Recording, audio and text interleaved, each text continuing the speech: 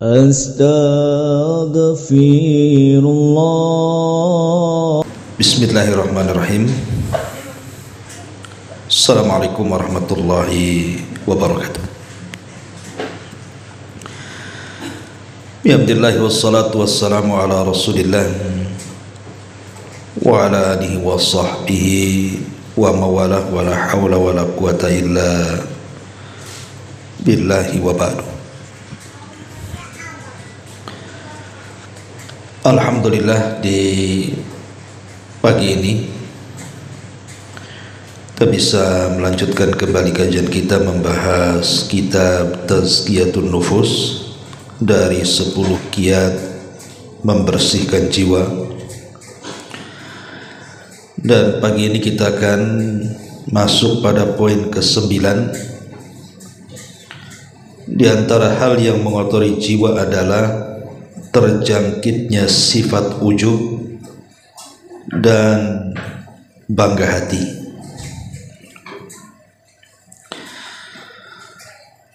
Ma'asyiral muslimat yang dimuliakan Allah Subhanahu wa ta'ala,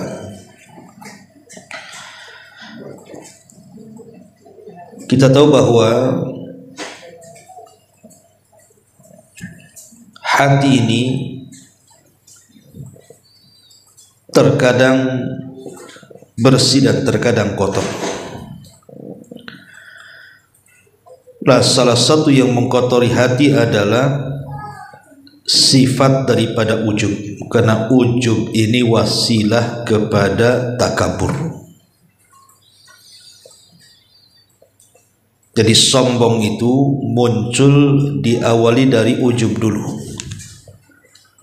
kemudian muncul sombong.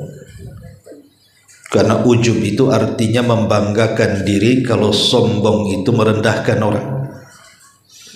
Awalnya kan membanggakan dulu, baru berakhir dengan merendahkan orang. Kita tahu bahwa sifat pada diri manusia itu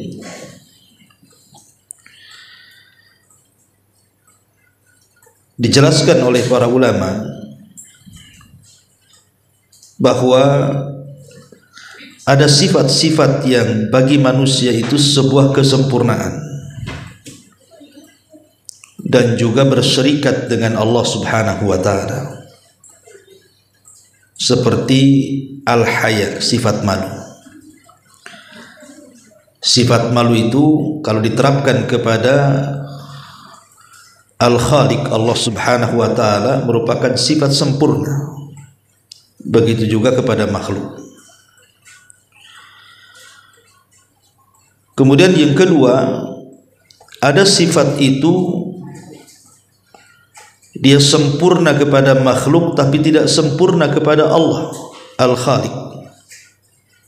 Seperti tidur, makan, itu bagi makhluk sempurna. Sebab kalau tidak makan bermasalah kan. Tapi kalau diterapkan kepada Al-Khaliq, Allah Azza wa Jal, mustahil. Lah yang ketiga, ada sifat kalau diterapkan kepada Al-Khaliq, kepada Allah Subhanahu wa ta'ala, adalah sifat yang sempurna. Tapi kebalikannya, kalau diterapkan kepada makhluk, justru tidak boleh dan tidak sempurna. Lah salah satunya ujub dan sombong. Sombong ini ridha Allah. Tidak layak bagi seorang makhluk untuk menyombongkan diri. Apa yang disombongkan makhluk? Kalau Allah Subhanahu wa ta'ala sombong wajar, karena seluruh makhluk selain Allah di tangannya. Dialah yang menciptakan, dialah yang mengatur, dia yang menguasai. Sudah selayaknya dia sombong. Tapi apa yang kita miliki sehingga kita harus ujub dan sombong ini? Tidak ada, makanya tidak layak sifat itu bagi manusia. Kenapa demikian? Karena ada beberapa hal yang disebutkan para ulama soal bahaya ujub dan sombong ini? Pertama, bisa memalingkan kita dari ibadah kepada Allah Subhanahu wa taala. Seperti kalau kita lihat kisah tentang bagaimana para malaikat dan juga iblis yang disuruh sujud kepada Adam, tapi kemudian iblis menolak. Dia merasa ujub, merasa sombong, merasa lebih baik dibandingkan Adam. Makanya Allah Subhanahu wa taala kemudian katakan aba wastakbara wa kana minal kafirin. Si iblis adalah makhluk yang enggan, maksudnya enggan beribadah, enggan sujud atas perintah Allah. Kemudian dia menjadi sombong dan termasuk makhluk yang kafir. Jadi ujub dan juga sombong ini bisa memalingkan kita dari ibadah kepada Allah, seperti berpalingnya iblis dari perintah Allah Subhanahu wa taala. Kemudian yang kedua, mengundang azab di dunia. Mengundang azab di dunia. Ingat kisah Qarun? Ketika dia bangga dengan dirinya, kemudian melupakan zat yang telah memberikan nikmat kepadanya, kemudian dia mengatakan innama utituhu min ilmin indi, semua kekayaan yang ada padaku adalah berkat kecerdasanku. Dia tidak menasabkan nikmat itu kepada Allah. Maka apa yang terjadi? Turun azab di dunia sebelum akhirat. Allah Subhanahu wa taala katakan fa khasafna bihi wa bidarihil ardh. Kami tenggelamkan si Qarun dan seluruh kekayaannya. Kemudian yang ketiga, Nabi tidak suka dengan orang yang ujub dan takabur itu. Makanya dalam sebuah hadis Rasul sallallahu alaihi wasallam mengatakan, inna abghadakum ilayya wa ab'adakum minni majlisan yaumal qiyamah. Sesungguhnya manusia yang paling aku benci dan paling jauh tempat duduknya denganku pada hari kiamat, Rasul sallallahu alaihi wasallam menyebutnya, salah satunya adalah al-mutafaihikun. Ketika ditanya, apa itu al-mutafaihikun ya Rasulullah? Maka Rasul mengatakan al-mutakabbirun. Orang yang ujub, orang yang sombong. Rasul tidak suka. Kemudian yang keempat, nanti pada hari kiamat, sebagaimana di dunia dia merasa besar, karena orang ujub dan takabur itu kan merasa besar, merasa tinggi, bahkan terkadang lebih tinggi dibandingkan Allah. Bukan hanya dibandingkan manusia, dibandingkan Allah dia lebih tinggi kadang-kadang. Makanya nanti pada hari kiamat dia akan dibangkitkan seperti semut kecil. Kata Nabi SAW, yuhsyarul mutakabbiruna yaumal qiyamati amthal dzarri fi suratir rijal. Orang-orang yang ujub dan takabur itu akan dikumpulkan pada hari kiamat seperti seekor semut kecil. Karena kenapa dikecilkan? Karena dia merasa di dunia besar, makanya Allah kecilkan supaya dia tahu bahwa siapa yang berhak sombong di situ. Kemudian juga yang kelima, bahwa orang yang ujub dan takabur itu mengundang murka Allah. Dalam hadis Nabi SAW mengatakan, man ta'azzama fi nafsihi aw ikhtala fi mishyatihi laqiyallah wa huwa alaihi ghadban. Barang siapa yang merasa besar dirinya atau sombong dalam berjalannya, maka dia akan berjumpa dengan Allah dan Allah akan murka kepadanya. Na'udzubillah. Kemudian yang nomor 6, diancam tidak akan masuk surga. Nabi SAW mengatakan, la yadkhulul jannah man kana fi qalbihi mithqalu habbati min kibrin. Tidak akan masuk surga orang yang dalam hatinya ada sebiji darah dari kesombongan, bahkan terancam dengan neraka. Dan Allah Subhanahu wa taala berfirman, fabi samathwal mutakabbirin, maka sejelek-jelek tempat bagi orang-orang yang sombong, yang ujub, maksudnya di neraka. Itulah diantara ancaman-ancaman orang yang ujub, orang-orang yang sombong itu.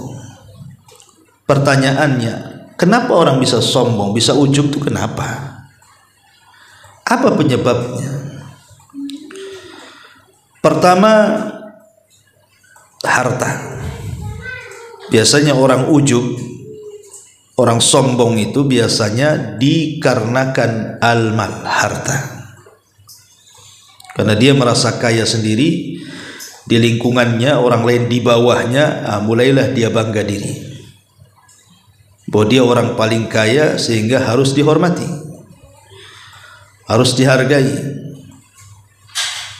Biasanya kalau sudah membanggakan diri dengan kekayaannya, muncul sombongnya, direndahkannya orang lain. Maka ingat bahwa kekayaan itu nikmat dari Allah, bukan semata-mata kita yang cari dan kita miliki. Tidak. Allah bisa saja mencabut kekayaan kapanpun dan kapan saja, sesuai dengan kehendaknya. Lihat Qarun, Allah azab, Allah ambil lagi kekayaannya, Allah pendamkan ke dasar bumi. Sehingga apa yang disombongkan, harta itu milik Allah kok. Tapi itulah penyebabnya, biasanya yang menyebabkan orang itu ujub dan takabur itu karena harta. Maka jangan sampai terfitnah dengan harta. Yang kedua, al-mansib, kedudukan. Merasa dia punya jabatan, merasa dia punya kedudukan dan kepemimpinan, maka dia merasa ujub dan takabur, akhirnya merendahkan bawahannya. Padahal di dalam Islam, sama dengan harta, jabatan pun nikmat dari Allah. Allah bisa saja mencabut jabatan seseorang, sebagaimana Allah bisa saja meletakkan jabatan seseorang. Maka jangan pernah sombong dengan jabatan, jangan pernah ujub dengan jabatan. Karena di atas jabatan ada jabatan yang tinggi, lebih tinggi daripada kita berjabat. Setinggi-tinggi jabatan di dunia tetap masih rendah, karena di atas langit itu masih ada langit lagi. Kemudian yang ketiga, biasanya nasab. Yang menjadikan orang ujub, orang sombong itu nasab. Dan di negeri kita kan masih ada daerah-daerah tertentu itu yang masih mengunggulkan soal keluarga. Seperti daerah Jawa itu kan masih ada, itu mungkin daerah-daerah keraton gitu ya. Seolah-olah darah mereka biru, darah kita pula merah gitu ya. Akhirnya kemudian mereka merasa lebih tinggi, karena merasa orang kerajaan, orang keraton kita ini abdi biasa. Ini kan ujub, merasa bangga diri, akhirnya merendahkan orang. Sama saja, Islam itu tidak pernah membedakan Salman Al-Farisi, Bilal Al-Habashi, Suhaib Ar-Rumi dengan Abu Bakar, Umar, Uthman dan yang lainnya. Karena Islam itu hanya memandang takwa. Inna akramakum indallahi atqakum. Itulah yang menjadikan orang-orang jahiliyah tidak terima dengan datangnya Islam. Karena kalau orang sudah masuk Islam, tidak ada kemuliaan kecuali ketakwaan. Makanya orang-orang jahiliyah, terutama para pembesarnya, tidak mau masuk Islam, karena mereka merasa bahwa kalau masuk Islam mereka merasa hina, karena sama dengan Bilal, sama dengan Ammar ibn Yasir dan para budak yang lainnya. Tradisi jahiliyah seperti itu. Mereka menganggap seperti itu, padahal Islam itu mengangkat derajat orang mulia menjadi mulia dan derajat orang hina menjadi mulia. Itulah Islam. Inilah yang mengakibatkan kemudian seseorang itu merasa ujub, merasa takabur karena disebabkan harta, kedudukan, ataupun nasab. Ataupun dalam bab ibadah, merasa banyak amalannya, merasa paling banyak sedekahnya, paling banyak sholatnya, paling banyak puasanya. Maka terkadang setan masuk di situ, Bu. Ketika ibu paling banyak nyumbangnya ke sebuah masjid, umpamanya di perumahan ini ada masjid, perasaan 70% itu ibu yang nyumbang, yang lain 30% itu pun bagi-bagi satu RT, yang 70% itu ibu sendiri gitu kan. Ini terkadang setan masuk dalam bab sedekah nih, merasa ujub, sehingga kalau seandainya disentil sedikit dia merasa besar kepala, dan kalau tidak ada yang memujinya dia merasa rendah, merasa menyesal, kenapa aku sumbang kalau tahu begini akhirnya. Jadi ternyata setan itu juga, atau bab ujubi juga masuk dalam bab ibadah. Makanya kenapa kemudian para ulama mengatakan banyak-banyaklah berdoa. Ya muqallibal qulub, tsabbit qalbi ala ta'atik.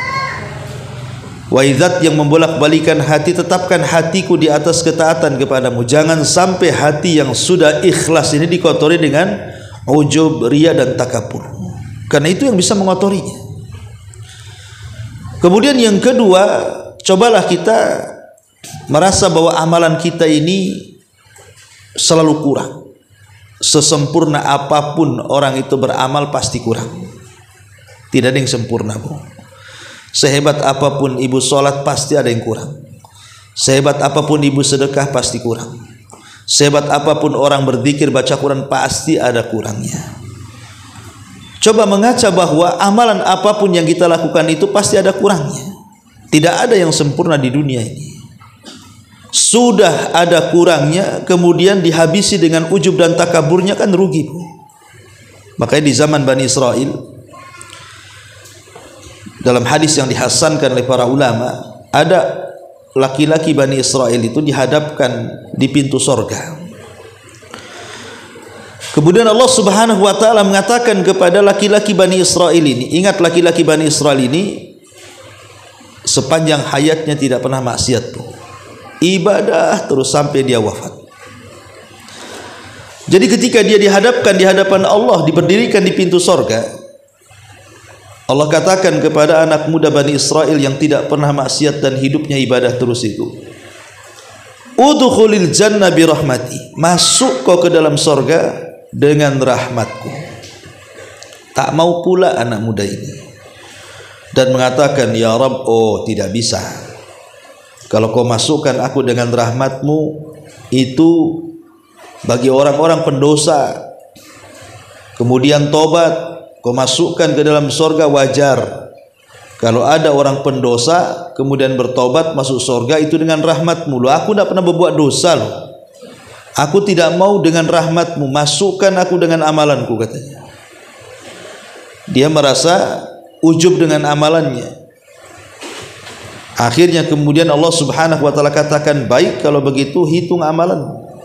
Dihitung amalannya. Setelah dihitung semuanya, sejak dia akil balik sampai dia wafat, rupanya pahala yang ia hasilkan dari ibadahnya seumur hidup dia tidak melebihi nikmat Allah Subhanahu wa ta'ala satu saja, nikmat penglihatan. Rupanya nikmat penglihatan yang Allah anugerahkan kepada dia lebih besar dibandingkan pahala yang ia kumpulkan selama hidup dia. Akhirnya kemudian karena dia takut tidak akan masuk surga, kemudian dia mengatakan di hadapan Allah, kalau begitu masukkanlah aku dengan rahmatmu ya Rabb, katanya. Tadi tak mau, sekarang mau. Makanya siapa yang bisa menandingi ibadah Nabi? Siapa? Nggak ada. Tidak ada yang bisa membandingi ibadah Nabi. Nabi itu sholat malam tiap malam. Nabi itu sampai pecah-pecah tuh kakinya gara-gara tidak pernah meninggalkan qiyamul lail. Itu yang sunnah, apalagi yang wajib. Nabi itu beristighfar dalam sehari itu 70 sampai 100 kali. Dan banyak, tidak ada yang bisa menandingi amalan Nabi. Tapi Nabi SAW ketika ditanya, termasuk engkau wahai Rasul masuk surga dengan rahmat Allah? Ya, kata Rasul, termasuk aku. Aku masuk surga karena rahmat Allah, bukan karena amalan. Jadi sehebat apapun orang beramal itu masih ada kurangnya, Bu. Artinya supaya kita jangan membanggakan diri, karena membanggakan diri dengan ibadah itu bisa menggugurkan amal dan bisa mengotori hati. Dan biasakan kalau beramal itu sembunyikan, jangan diceritakan, karena biasanya ujub ini berawal dari menceritakan amalan, akhirnya kemudian dapat pujian, bangga dia. Ayub As-Sikhtiyani seorang alim itu kan mudah menangis, Bu. Al-Imam Ayub As-Sikhtiyani ini kalau dia baca Quran, kalau dia baca hadis yang berbicara tentang neraka, akhirat, itu mudah menangis. Tapi kalau dia kemudian datang orang, maka dia robah tangisannya seolah-olah dia tidak sedang menangis. Dia buat batuk lah, ya, dia buat bersin lah, pokoknya seolah-olah cukuplah tahu yang tahu Allah dengan dia saja bahwa dia sedang menangis. Kalau ibu kan tidak, sengaja ditangis-tangisi, ya, dikeras-kerasi lagi. Ada apa, Bu? Ini saya lagi baca ayat azab, katanya. Subhanallah. Ya. Jadi bagaimana Ayub As-Sikhtiyani itu menyembunyikan tangisannya? Cukup Allah saja yang tahu, supaya jangan ujub gitu maksudnya. Makanya Ali bin Husain bin Ali bin Abi Thalib, atau dikenal dengan Zainul Abidin, saat meninggal dunia 100 rumah fakir miskin kehilangan makanan yang setiap hari mereka ambil setiap waktu fajar di depan rumahnya. Padahal Ali bin Husain itu dituduh bakhil, kaya tapi bakhil. Mereka tidak tahu bahwa Ali bin Husain ini tiap malam, Bu, sebelum fajar meletakkan makanan di pintu rumah-rumah orang fakir. Jadi kalau setelah subuh pintu rumah orang fakir dibuka, itu ada makanan di situ setiap hari. Ketika meninggal Ali bin Husain, rupanya hilang makanan itu dari 100 rumah fakir miskin Madinah itu. Baru orang tahu siapa yang sementara mereka anggap bakhil, rupanya dia pula yang kasih makan. Kira-kira, Bu, kalau ibu ngasih makan orang miskin, kemudian orang yang ibu kasih makan bilang ibu bakhil, dikasih lagi enggak?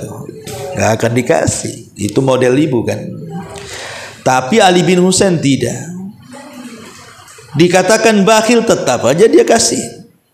Bahkan orang tidak tahu ngasihnya lagi. Luar biasa, Bu. Kalau orang sekarang tidak. Kalau orang sekarang ini mau ngasih bantuan, itu sudah disetting duluan tuh. Ya, berapa orang pegang handphone, berapa orang pegang kamera gitu ya, Bu ya. Nah, supaya tahu kalau perlu viral. Sedekahnya 1 kali, viralnya 1 dunia, Bu. Ini ujub namanya. Sudah ujub, riya, takabur, naudzubillah itu. Ya. Terutama di tahun-tahun politik ini biasanya kan, Bu ya, calon-calon pemimpin ini kayak gitu tuh. Karena itu bagian dari kampanye tuh, naudzubillah. Jadi intinya bahwa bagaimana di sini mu'alif rahimahullahu taala membuat satu bab waspada terjangkit sifat ujub dan tinggi hati. Kemudian beliau, kita baca bukunya, mencantumkan firman Allah Subhanahu wa taala, fala tuzakku anfusakum wa a'lamu bimanittaqo. Janganlah kalian mengatakan diri kalian suci.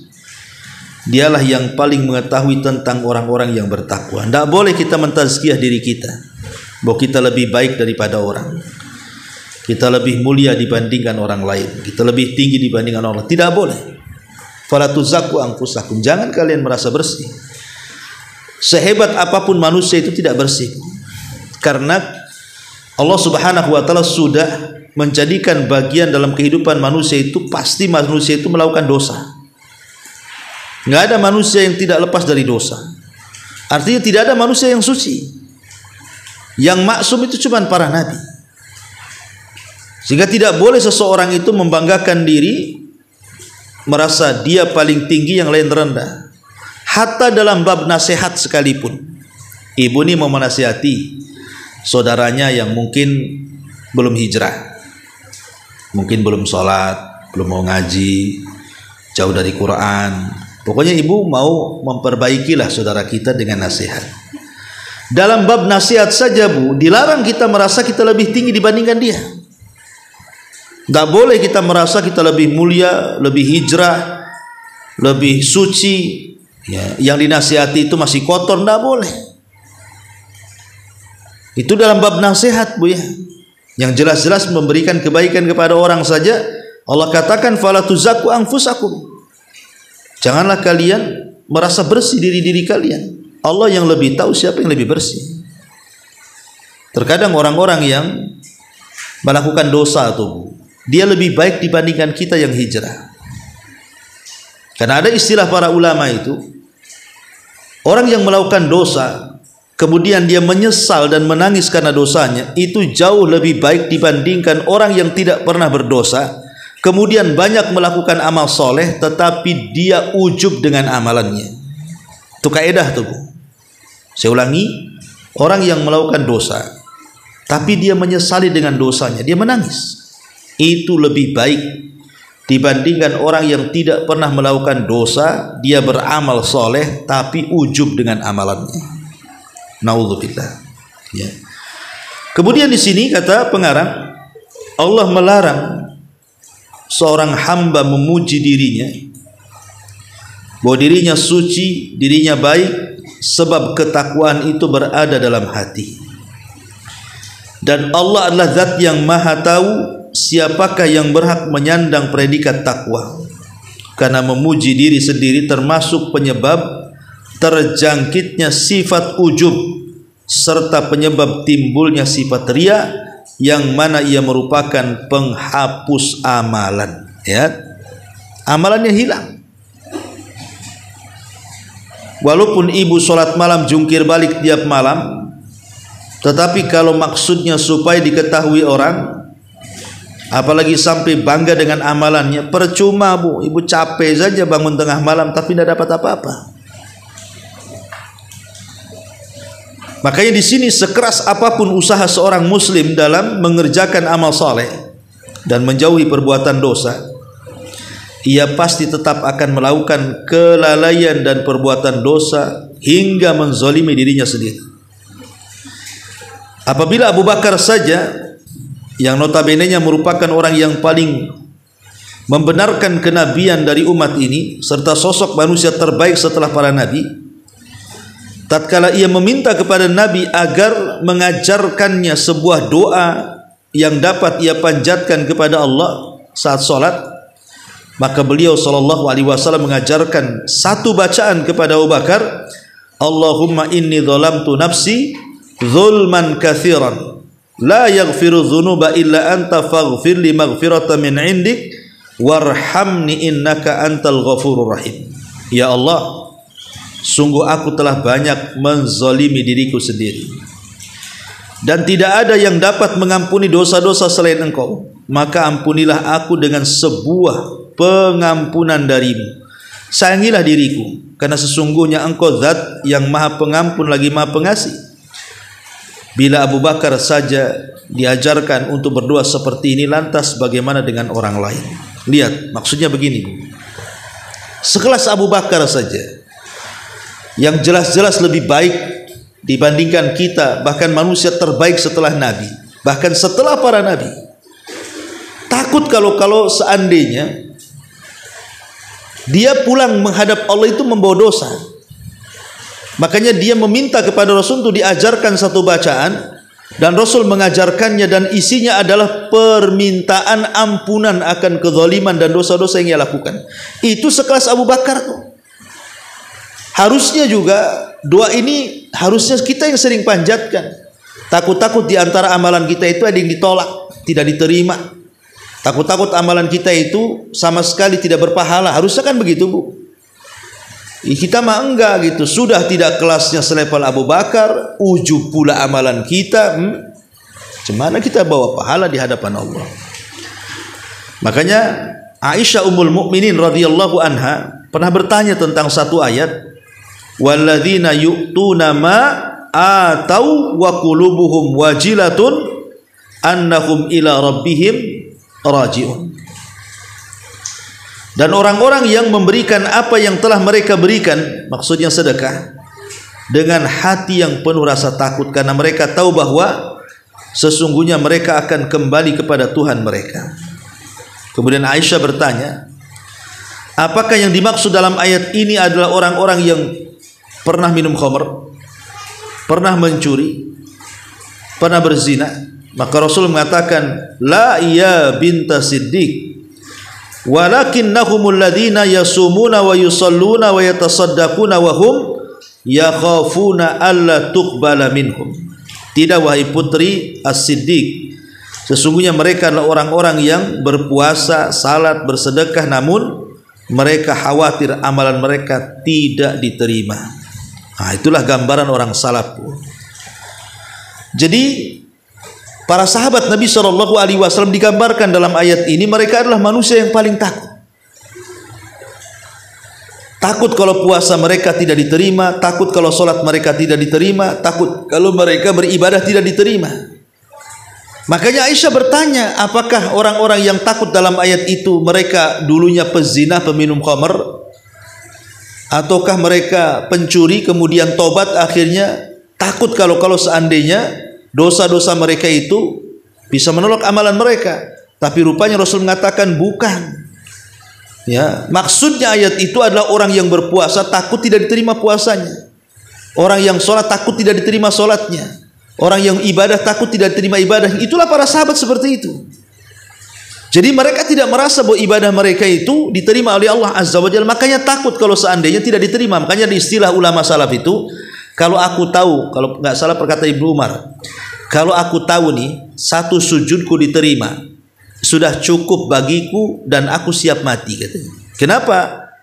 Tandanya aku termasuk orang bertakwa, karena Allah mengatakan innama yataqabbalullahu minal muttaqin. Allah itu hanya menerima amalan-amalan orang yang bertakwa saja. Jadi kalau aku tahu satu sujudku diterima, artinya Allah menganggap aku orang bertakwa. Masalahnya kan kita tidak tahu apakah sujud kita diterima atau tidak diterima, kan tidak tahu.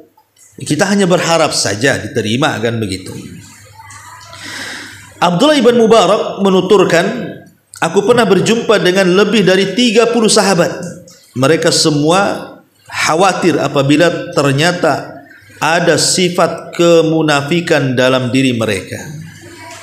Karena ujub, takabur, riya itu juga salah satu sifat nifak yang ada pada diri kita. Makanya lihat bagaimana ketakutan para sahabat terhadap sifat ini. Kemudian Hasan Al-Basri berkata, seorang muslim harus menghimpun antara kebaikan dan kekhawatiran. Jadi selain ibu melakukan ibadah, sholat, puasa, zakat, dan begitu seterusnya, ibu pun harus khawatir jangan-jangan sholat ibu tidak diterima, puasa ibu tidak diterima. Itu harus dikumpulkan tuh antara amal kebaikan dan kekhawatiran tidak diterima, supaya makin baik lagi ibadah kita. Sedangkan orang munafik menghimpun antara keburukan dan keamanan. Tapi di sana terbalik dari orang yang beriman, orang fasik, Bu. Mereka berzina tapi merasa aman dari azab Allah. Mereka minum khamar tapi merasa aman dari azab Allah.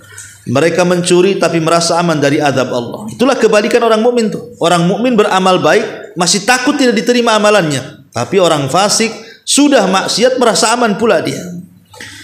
Kemudian Hasan Al-Basri membacakan ayat innal ladzina hum min khasyati rabbihim musyfikun. Sesungguhnya mereka adalah orang-orang yang sangat berhati-hati karena takut akan azab Tuhan mereka. Ya. Intinya bahwa ujub, takabur, sombong, riya itu bisa mengotori hati. Contohnya seperti apa sih? Ya. Saya contohkan. Karena orang yang menyombongkan diri itu kan macam-macam bentuknya, Bu, ya. Pertama, ada orang yang merasa bangga dengan pendapatnya, dengan akalnya.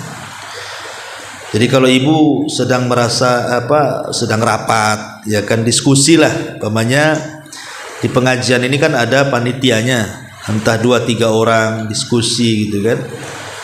Kemudian salah seorang ibu merasa pendapatnya lebih masuk akal, lebih bisa diterima.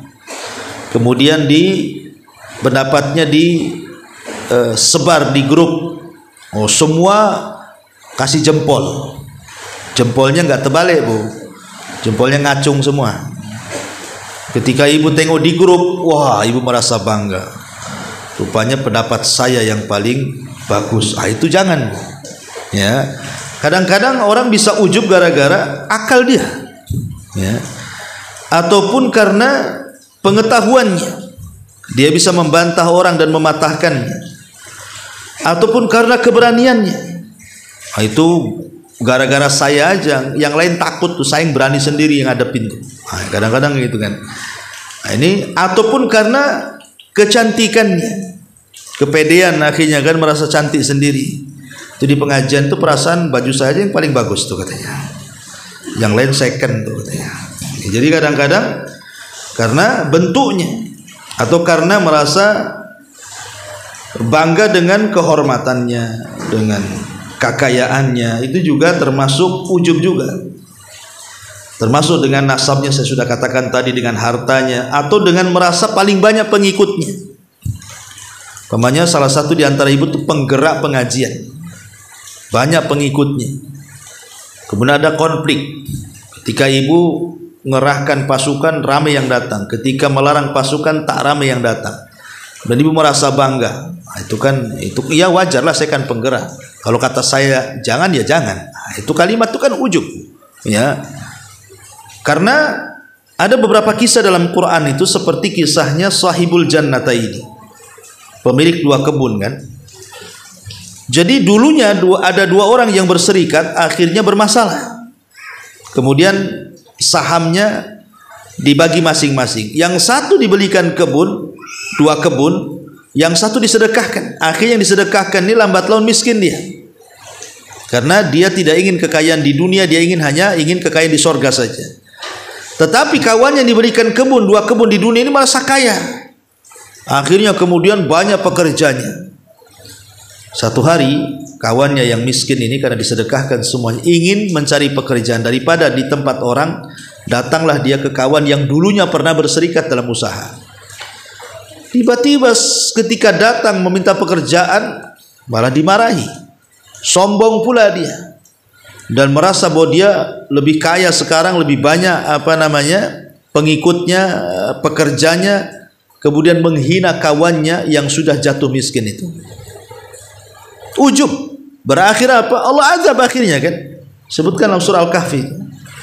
Ya, jadi itu juga termasuk kesombongan ketika merasa paling banyak pengikutnya, atau merasa paling banyak anaknya karena anaknya sukses-sukses. Ujub. Ya, kadang-kadang cerita anak ini belum ditanya sudah cerita. Tahu nggak anak saya katanya? Kan nggak ditanya, kenapa cerita anaknya? Anak saya yang satu di Jakarta loh, nggak tanya saya, kenapa ibu cerita? Karena ada orang kadang-kadang, ngapain cerita? Nggak ditanya pun dia merasa ujub nih. Gara-gara banyak anak sukses-sukses, merasa anaknya paling wah di antara seluruh anak-anak yang di kompleks ini umpamanya. Jadi ujub itu bisa saja datang dari perkara-perkara seperti ini, ya.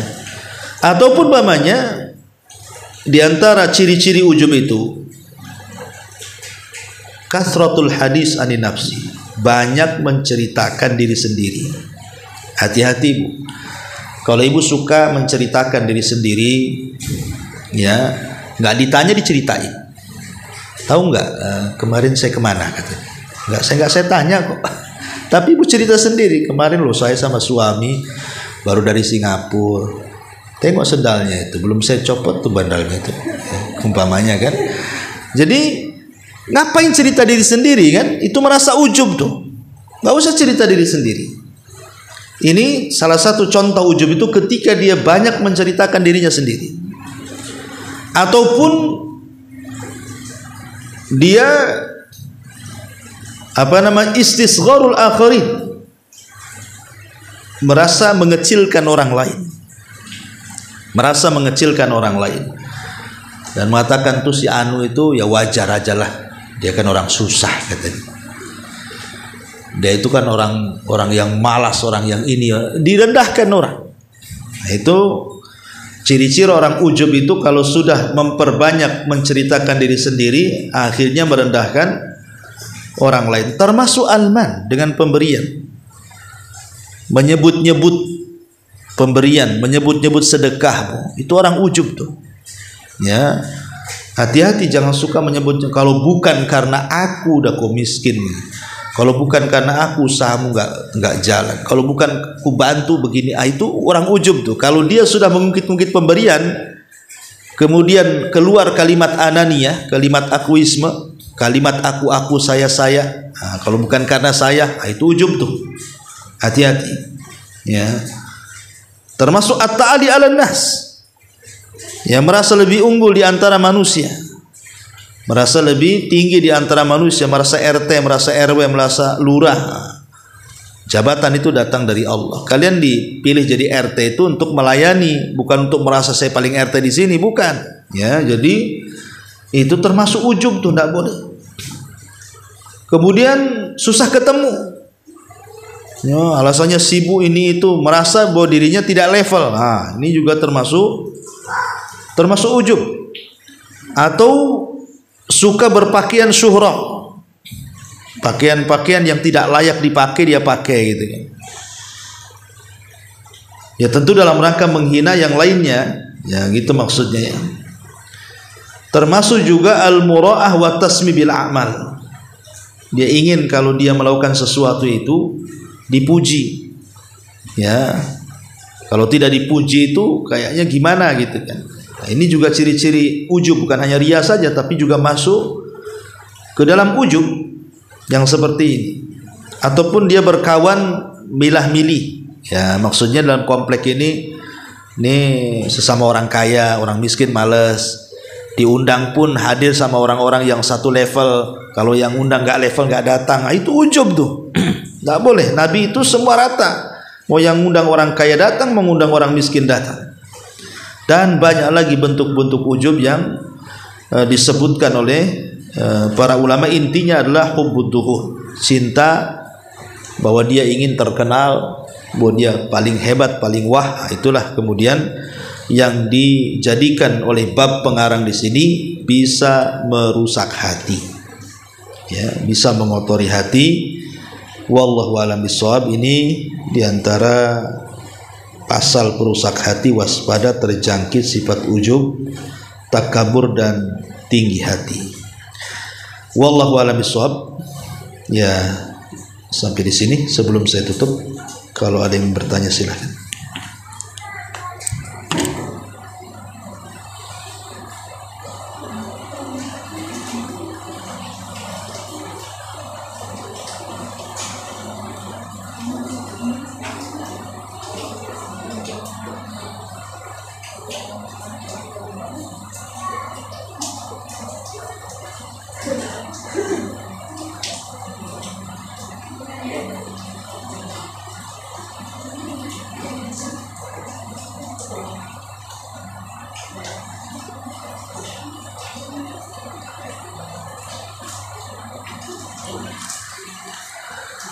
Taib, kalau tidak ada kita tutup. Gimana?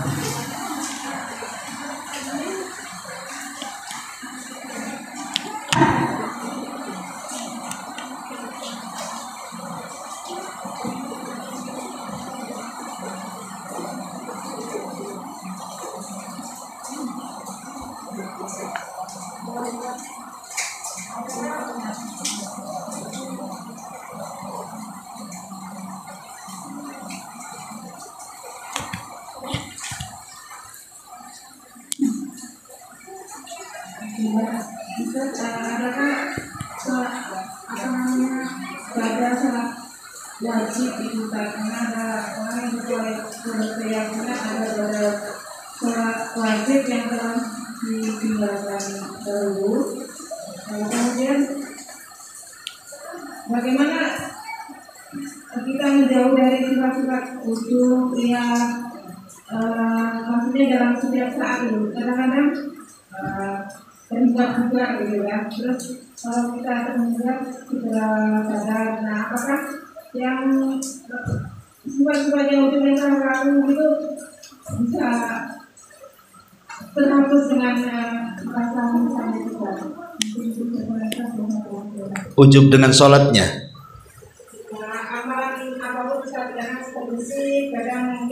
Merasa paling gitu ya, merasa paling banyak gitu ya. Ya itu manusiawi, Bu. Manusiawi. Manusia itu kan ada hawa nafsu dan ada setan. Terkadang hawa nafsu yang dorong, terkadang setan yang dorong, terkadang teman jahat yang dorong. Manusia itu memang seperti itu. Dan setan itu kan tidak mau kalau amalan kita diterima. Makanya dia akan memberikan was-was kepada kita. Makanya kenapa tadi saya katakan mengobati ujub itu 3 perkara. Itu yang paling penting. Pertama, doa, berdoa kepada Allah agar kita dihilangkan dari sifat ujub ini. Yang kedua, jangan merasa, ingat bahwa sehebat apapun orang beramal itu tetap kurang. Sehebat apapun, seikhlas apapun orang beramal itu tetap ada kurangnya. Maka jangan merasa ujub. Amalan yang orang ikhlas saja masih kurang, ujub pula kan itu. Kemudian yang ketiga, berusaha sembunyikan amal. Dengan menyembunyikan amal, berusaha. Ya, ini 3 perkara ini. Kalau kita bisa melakukan 3 perkara ini, senantiasa berdoa, kemudian merasa kurang dalam setiap ibadah kita, walaupun dilakukan dengan ikhlas. Kemudian yang ketiga, sembunyikan amal. Insya Allah gitu ya. Kalau memang terbesit tadi kata ibu, terbesit ada pemikiran seperti itu, ya langsung berdoa, ta'awudz, berlindung dari setan, nih was-was setan gitu ya. Karena setan itu menginginkan supaya amalan kita itu diterima, tidak diterima, hapus, gugur, percuma, capek-capek kita lakukan. Karena memang ujub ini memang amalan hati kan. Memang bukan amalan badan, ya memang terbesit begitu saja. Walaupun dia tidak merendahkan orang. Itu bedanya kalau ujub dengan sombong. Kalau sombong kan ada merendahkan orangnya, Bu. Dia bangga diri, direndahkan pula orang. Itu namanya takabur, sombong. Ujub ini tidak mesti merendahkan orang. Dia merasa bangga dirinya walaupun gak ada orang. Nah, itu termasuk ujub juga masalahnya. Nah, itulah bahayanya ujub, dia kan. Dia nggak merendahkan orang, tetapi merasa dirinya paling tinggi dibandingkan orang, walaupun tidak ada orang di situ. Nah, disinilah makanya bahayanya ujub itu, karena dia wasilah kepada takabur. Awalnya membanggakan diri, berakhir dengan merendahkan orang. Jadi dari ujub menjadi takabur jadinya. Makanya banyak-banyak berdoa supaya hati kita tidak terjerumus kepada perkara yang bisa mengotorinya. Wallahu a'lam bishawab. Saya kira cukup nih karena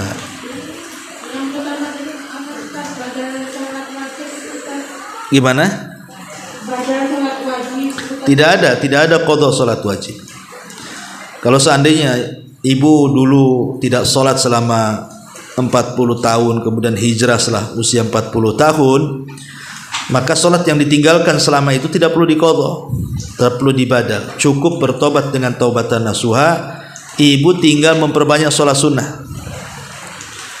Ibu tinggal memperbanyak sholat sunnah sebanyak-banyaknya, duhanya, sholat malamnya, rawatibnya, untuk menembel kekurangan sholat-sholat wajib yang dulu pernah ditinggalkan. Karena ada pemahaman khawarij yang mereka mengqadha sholat yang sudah ditinggalkan.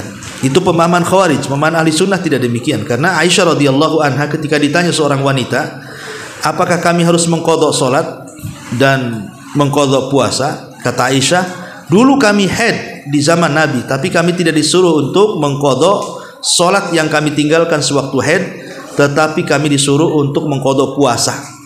Jadi yang diqadha itu puasa, bukan salat. Kecuali kalau yang dimaksud mengqadha salat itu karena ketiduran. Umpamanya ibu tidur jam 3 bablas sampai jam 9 baru bangun. Maka ketika ibu bangun sholat subuh di situ. Nah, itu yang dimaksud di situ bukan qadha kata para ulama, tetapi memang itu waktunya. Karena ada hadis yang mengatakan Barang siapa yang lupa atau tertidur dari sholatnya, maka sholatlah ketika dia terbangun atau ketika ingatnya. Tapi kalau kemudian sholat yang sudah bertahun-tahun ibu tinggalkan, tidak ada qadha. Yang ada taubatan nasuha, tobat betul-betul. Kemudian sholat yang ibu sudah pahami itu wajib, jangan ditinggalkan lagi. Kemudian tambah dengan sholat-sholat sunnah yang banyak. Wallahu a'lam. Iya. Ketika menjelang azan itu kan pertama kali ada masjid yang berada, kita berjalannya terus berdoa terhadap. Kemudian nanti ada itu lagi masjid lain. Ibu cukup menjawab azan dari masjid yang paling dekat dengan ibu. Kalau yang lain tidak usah dijawab. Jadi masjid yang paling dekat dengan rumah ibu itulah yang ibu jawab. Ya. Kalau setelah azan di masjid ada lagi, nggak perlu dijawab, karena kewajiban kita sudah selesai menjawab azan dari masjid yang terdekat yang biasa kita sholat di situ. Wallahu a'lam. Ya, subhanakallahumma bihamdika, asyhadu an la ilaha illa anta astaghfiruka wa atubu ilaik. Allahu taala alam. Assalamualaikum.